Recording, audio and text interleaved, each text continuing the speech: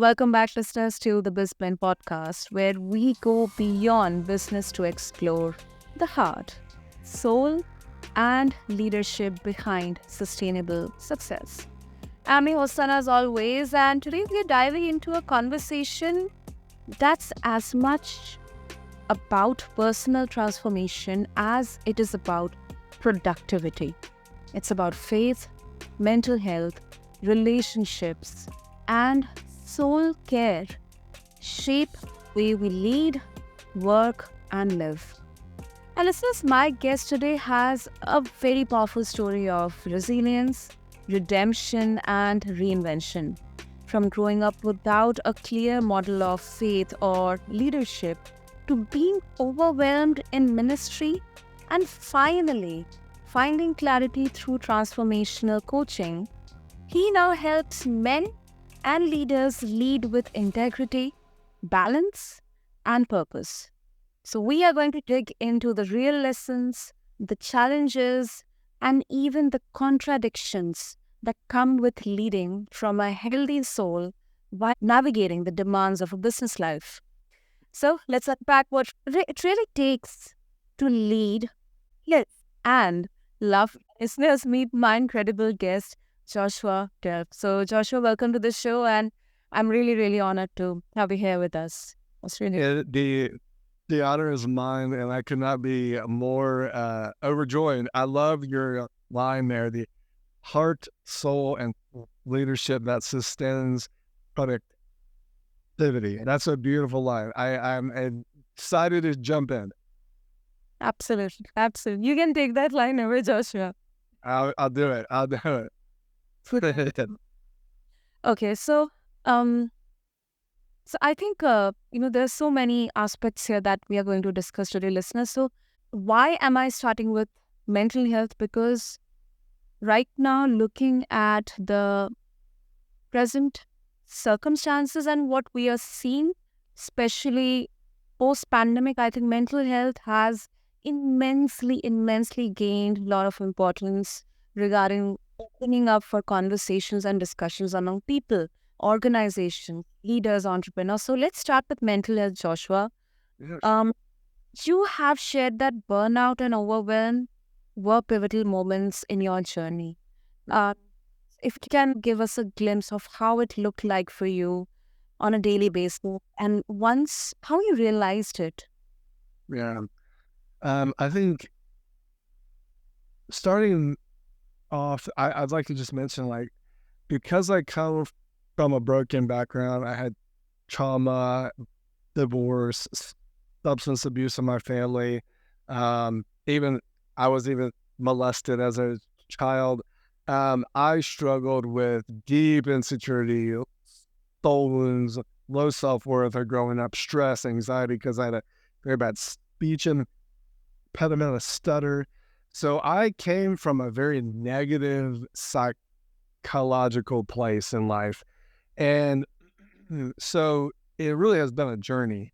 Even though I wouldn't say I had mental health issues early on, I just came from a very negative background. So um, that's just my context, right? And so um, you bring that into your work life because usually folks who have had a difficult upbringing, they have a real drive to perform or to be someone in life. And for some, that can be a blessing. Like they don't their background drives them into success.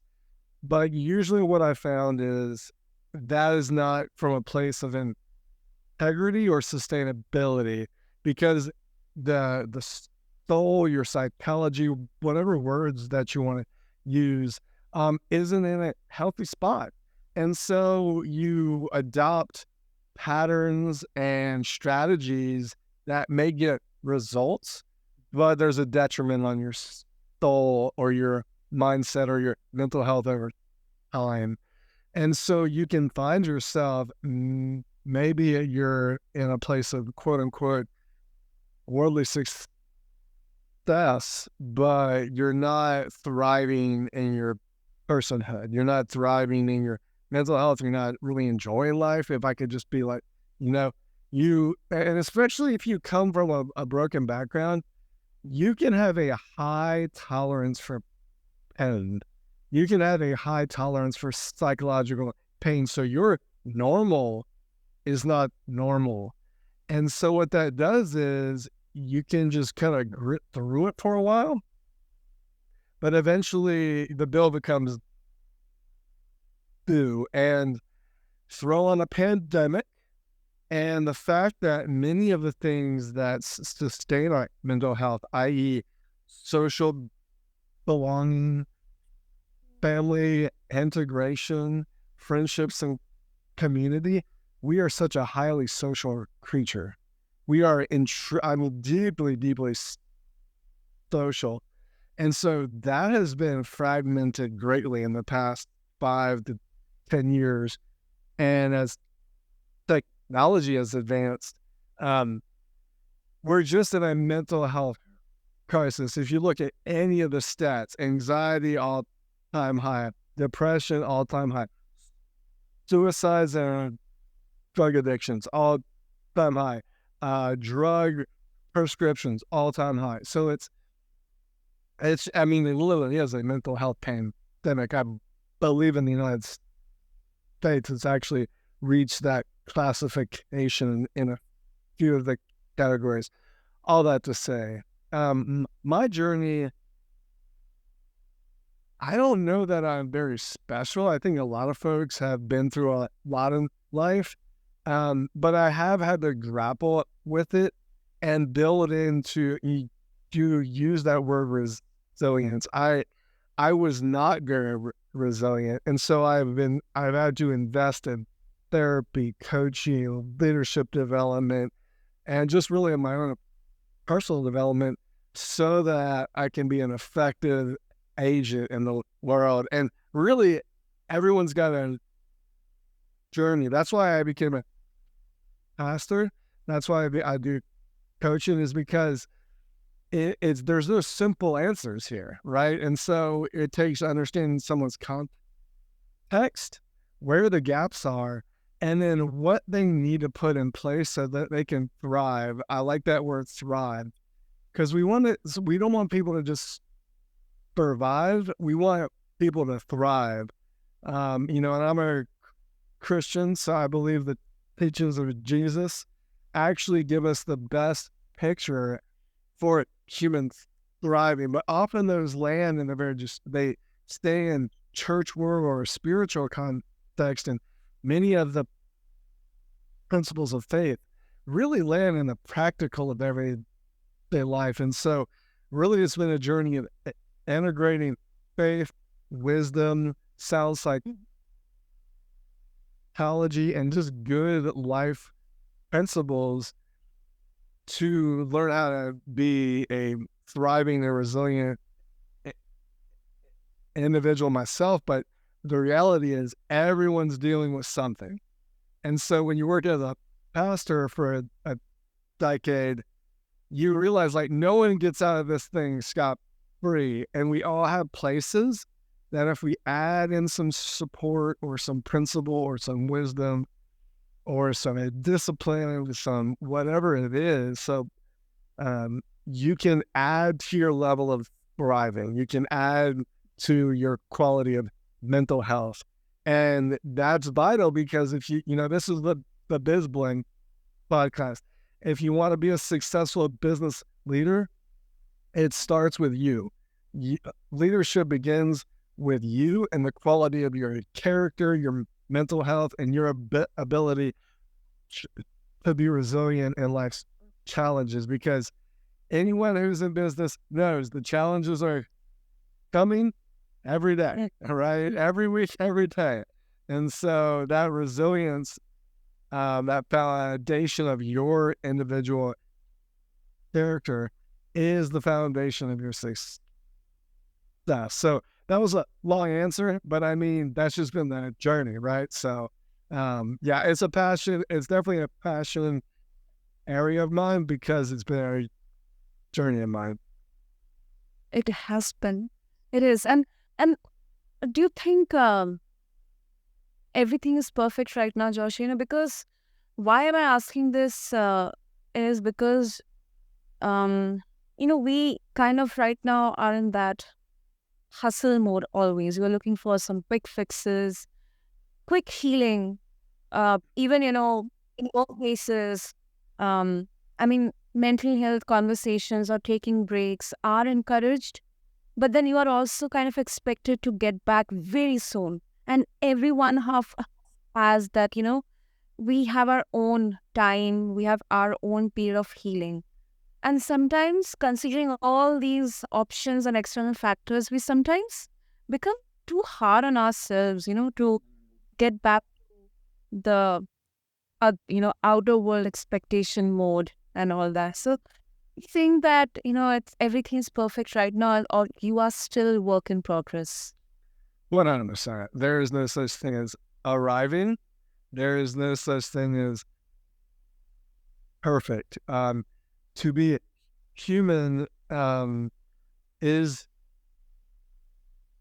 to be a beautiful broken mess that has a glory on us. And like, again, I'm a pastor, so I come from the Christian worldview, and my faith says we're made in the image of God, and we're fallen image bearers, but we're still image bearers nonetheless. And God is in the work of bringing us back into that image that He made us in. So it's until the time when Jesus returns, we're going to be a work in progress.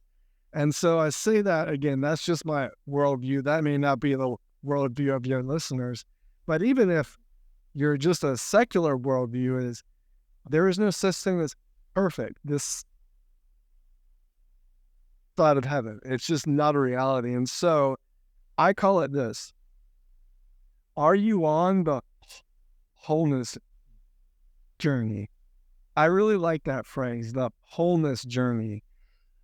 If you've ever read any of Brene Brown's work, she does great research on shame, vulnerability, transparency. She's been a great contributor to this conversation. She uses this term wholehearted. Wholehearted. I like the word integrity. A lot of folks use the word integrity as well, I do what I say I'm gonna do. I'm the same person, behind closed doors as on the stage, and that's also integrity. But the word integrity just means one. I'm integrated. All the parts of me are integrated, and so that is the journey. I like the wholeness journey because that is the path of integrity. And when you're in a place of wholeness, doesn't mean you're perfect, but even the negative sides of you, the sides you really wish weren't there, they still have a place and can be integrated in your life. And a lot of folks would just like to say, I don't have this issue. Let me just be successful at business. And that's gonna fix my junk over here. And you get those skeletons in the closet you don't want to deal with. And it's just a lie. And so eventually you have to integrate or you become sick and fragmented.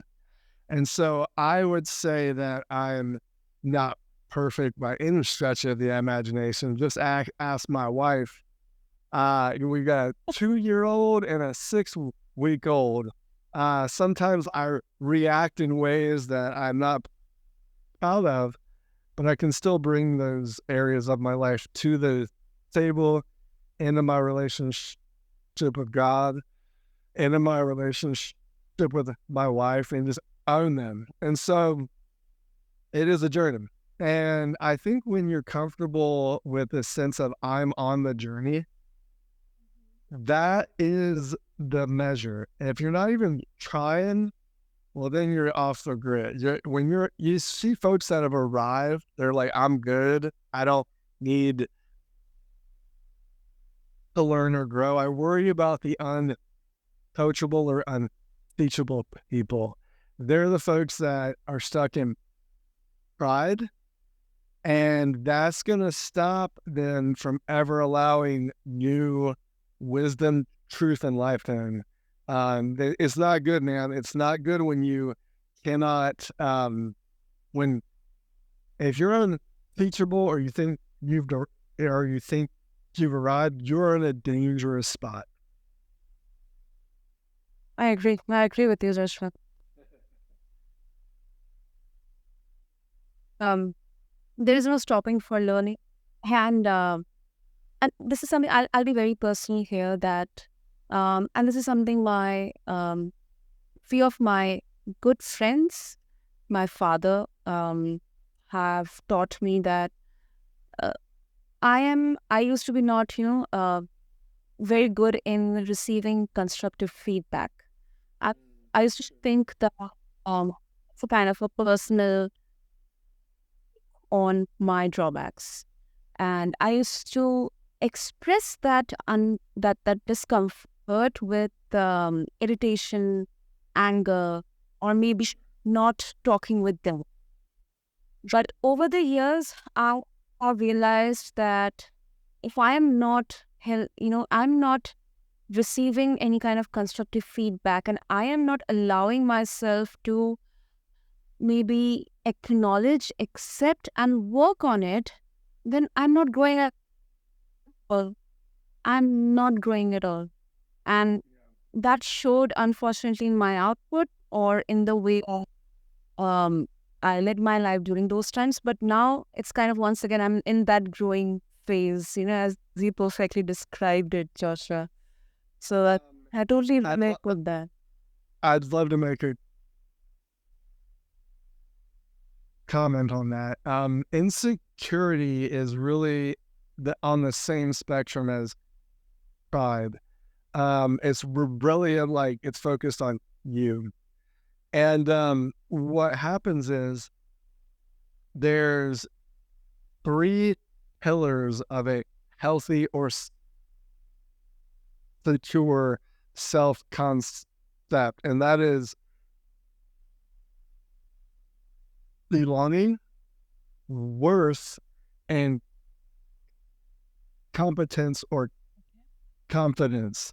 So when we grow up and we have a healthy attachment with our parents, we get belonging integrated into us, and that makes us feel more secure.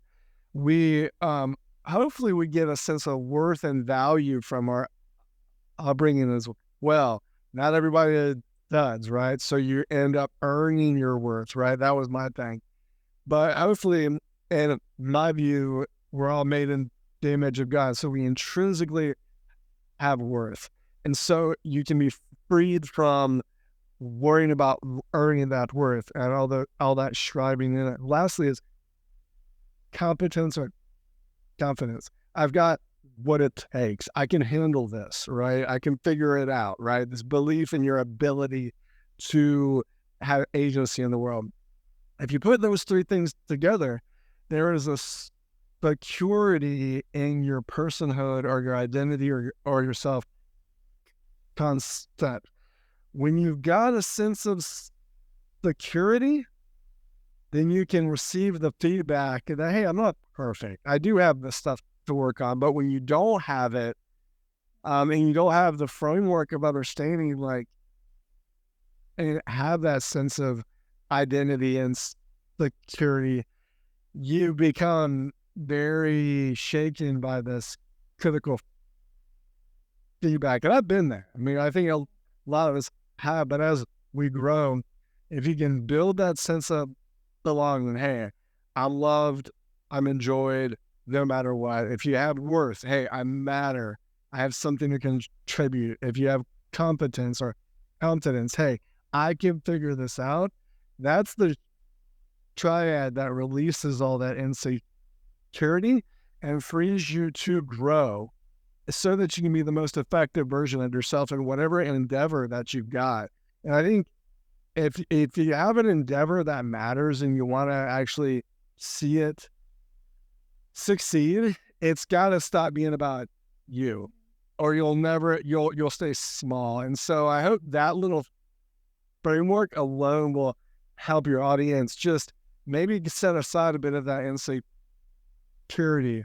If they can just cultivate a sense of belonging. Hey, I belong here. I matter, and I've got what it takes. I can figure this out. Those types of mindsets that you can get inside your soul, that can release all that junk, so you can receive the feedback you need to grow. Because if you don't, you're not gonna grow, and that sucks, and that keeps you stuck at a smaller level. Absolutely. 100%, Joshua. And if I can go back to your journey, like how you started the conversation, I think something which I also believe, and I've learned through the observations, that we all have something, of different magnitudes, of different capacities, when it comes to pain or sometimes suffering. I mean, we cannot dismiss that, someone out there is absolutely happy. There will be some kind of something going on. Maybe it could be related to themselves or some kind of external circumstances, their childhood, their job, or anything. But I think the difference comes when we talk about mindset. That I have two options here. Either I keep on blaming what has happened to me, putting it as the sole reason of why am I not able to change or why everything is going against me. And then there is another option where I can utilize that pain, that fire, to maybe change the circumstances, not to the extent of that I burn out, lose myself completely in that process, but maybe I can seek inspiration and motivation, that fire, and then I can use that, as kind of an accelerator to carve my own path, to take my own hand. Yeah. And that's Yeah. you. Well, I say it like this. You'd be shocked. So I was a full-time pastor for just a little under a decade, and I would meet one-on-one with folks. Same thing now in my coaching practice. The thing, I think, whether you believe in a enemy, a spiritual dark force, whatever your background is, I believe there is an enemy, the devil. There is a big evil force out there that wants us to our destruction. And I think one of his primary strategies is what I call victimhood. So let me explain this. So I'm going to give you a very powerful theological phrase, okay? It is this: shit happens. Okay? Shit happens in life. And it's going to keep happening. And I'm being funny, but the reality is the world is a crazy place and things happen to us, right? And what happens is we get on the back foot. It's like, oh, I got hit. And what happens is if we allow it, we allow what happens to us, remove our power from us. The power of agency, of free will, moves outside of us. You would be shocked how much of my pastoral counseling was helping people move the power back into them. No. You're made in the image of God. You have free will. You have the power to choose what you're going to do. You are now giving that person that has done whatever to you power over you. And so you stay in that blame. You use the word blaming, right? That's a psychological phenomenon, that it's an action, a mindset of the person who has become a victim.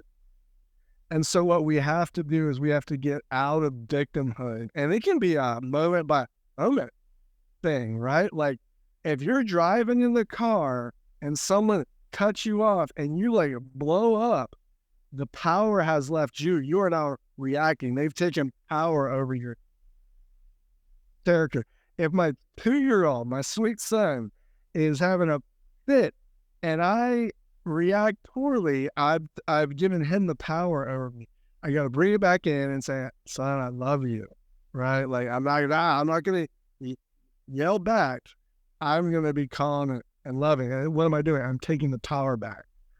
And so, there's a famous book, The 7 Habits of Highly Effective People, where it says, be proactive, not reactive. What's he saying is that space between what happens and our response, that's where our free will is. That is where our agency is, if you like that word. That is where our personal power is. That's where our free will is. The ability to choose. And I think that is one of the ways we're made in the image of God, is we get to choose our path. And so, but if you're always blaming they have robbed you of that power. That is our fundamental human power. And so what I always do is no, take the power back. You have the power. You're not using it. And so that really is, that's the game. That is the game, because we're constantly being taken out of our power and we're reacting, or I can't believe they did that. How could they do that? It doesn't matter almost. I mean, it sucks. And I don't want to mitigate. Like, I was molested as a kid. My dad was an alcoholic. He wasn't, it was tough, man. That it almost doesn't matter, even though I don't want to minimize the pain folks have been through. The reality is, it happens. What are you going to do? What are you going to choose to do in response? That is the game. That is the doorway into everything else. And so you can either blame what's happening, or you can take back the power and choose your response. Either make a good choice, or a lot of folks in their blaming and victimhood do go down past like anger, bitterness, substance abuse, numbing. I mean, there's all sorts of negative paths that brings you down. So getting out of victimhood back into personal power, I think, is the doorway to everything we actually are called to in life. Absolutely. That's very well put, Josh. And I think that's exactly, I mean, even if we don't consider the context of evil when we put in the frame of faith, I think we have evil all around us. We have all around us. We have, so many factors. People deciding how much worth we carry could be because of the phone we have, or the car we have, or the size of our house, or the brand, the clothes, anything. But I think that's what, it all does. It sucks the power out of you, and it wants you to be react, and it wants her to go chase loop. So that's very well put, Joshua. I missed. Oh, and talking about faith, I think before we wrap up, I think this is so important now. I don't know if my question is right or wrong, but this is what I believe, Joshua, that faith is something that gives a person hope, strength. It also, helps them surrender. They keep them grounded and centered, humble, or not something that, you have to show off online or people. Some practice when no one is watching you. And in context, maybe God is watching you, practicing it. So when you keep or you bring faith into the context of leadership and business, how would you address to the skeptics who would say that faith has no place in business? It's all about numbers and profit. Sure. That's a beautiful question. I would say this. You are in the people business. It does not matter what business you are in. The moment you sell a product, you're selling to a person. The moment that you build a business, you hire anyone, you're hiring a person. The moment that you're in business, you are in the people business.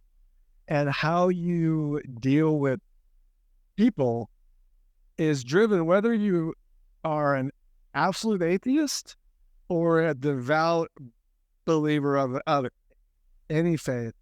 What I would call faith or spirituality, these are the deeper beliefs, the deepest beliefs that drive your actions in the world. My faith is one of Christianity.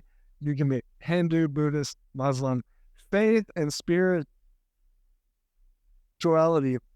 are the beliefs that the unseen drivers that truly comport you through the world. And so, um, there's this scripture that I love. It says, the purposes of a man's heart are deep waters, but a person of understanding draws it out.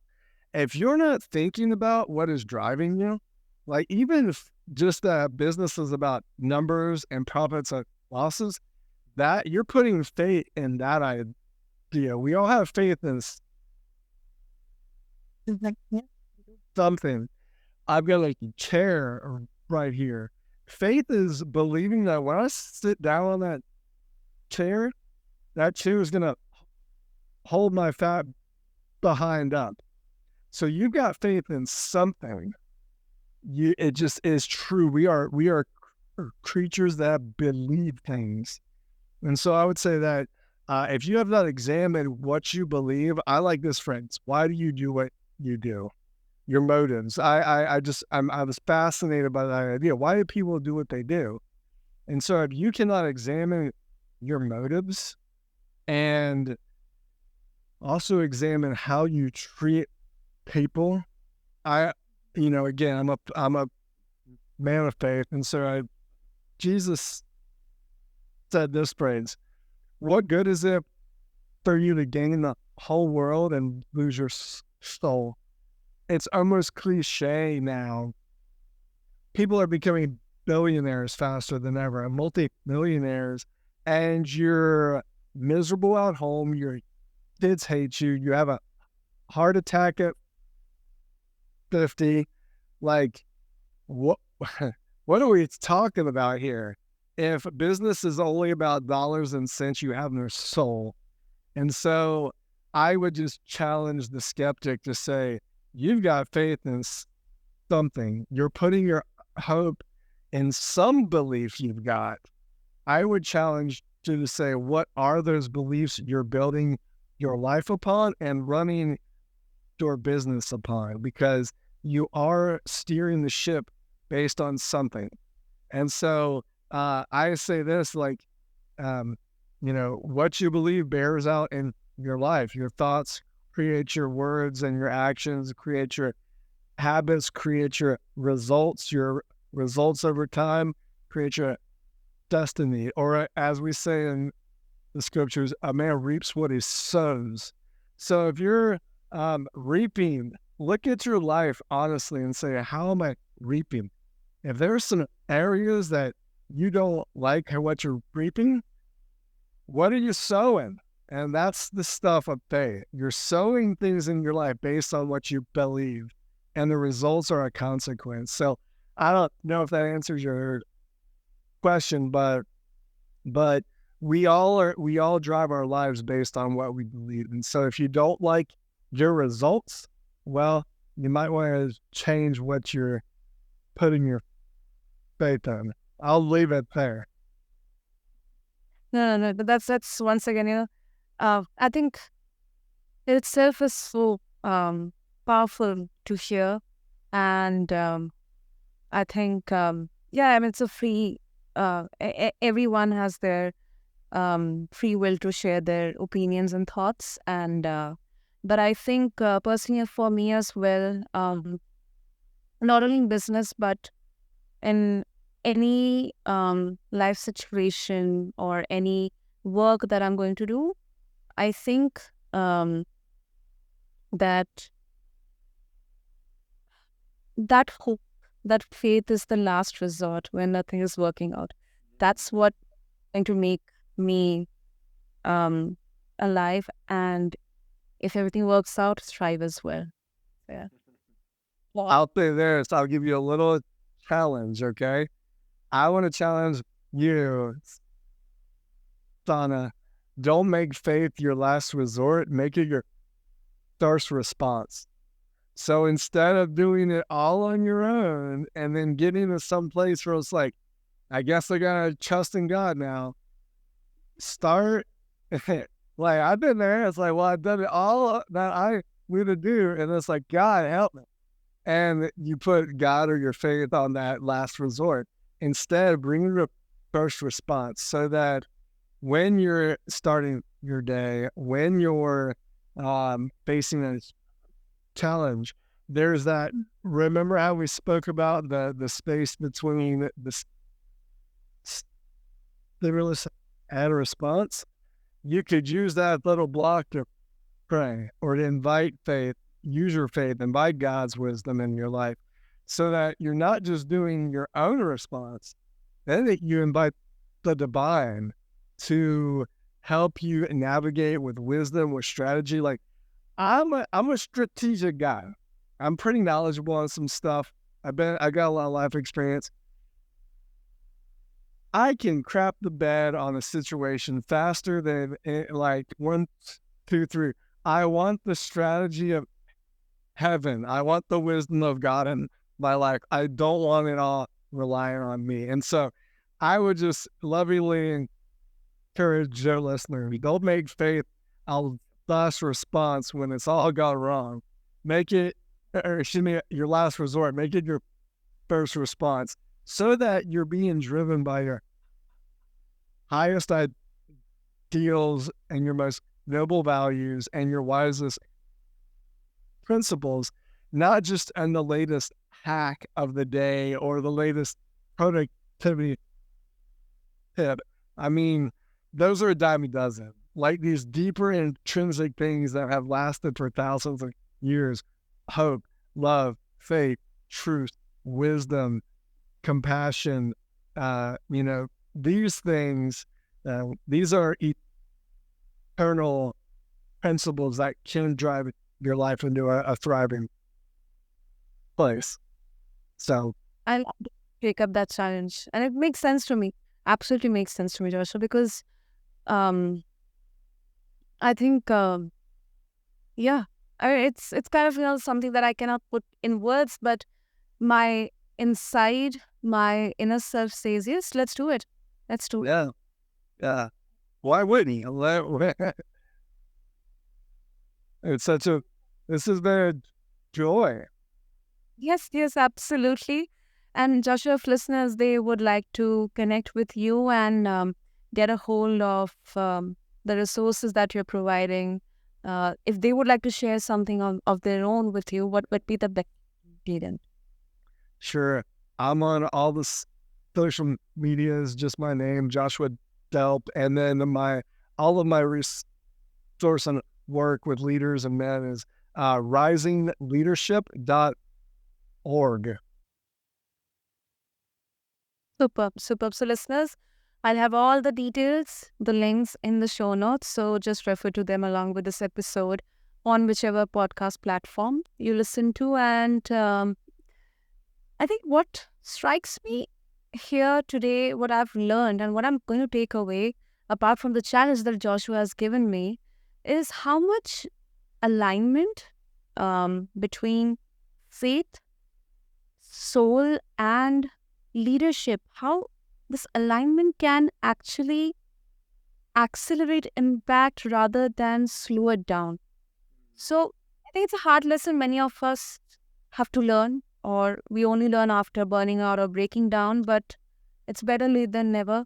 And It's learning. better late than never. Yeah. And there is no stopping for learning. So keep learning, keep growing, listeners. And Joshua, thank you so much for your really, really empowering, very, your words of wisdom and strength, much needed in today's world. Thank you. It is an honor to be with you, Summer. It is an honor. Thank you so much. And for anyone listening out there, maybe you can do a bit of self introspection, or maybe you can write it down in your journal, or record it, or, like how aligned are your soul, your relationships, your leadership style? And are you leading in a way that is sustainable, purposeful, and fulfilling? So, thank you to everyone for tuning into this episode of BizBlend. Keep challenging yourself, leading with clarity, and nurturing the parts of you that matter. Until then, this is your host, Sana, signing off. Thank you.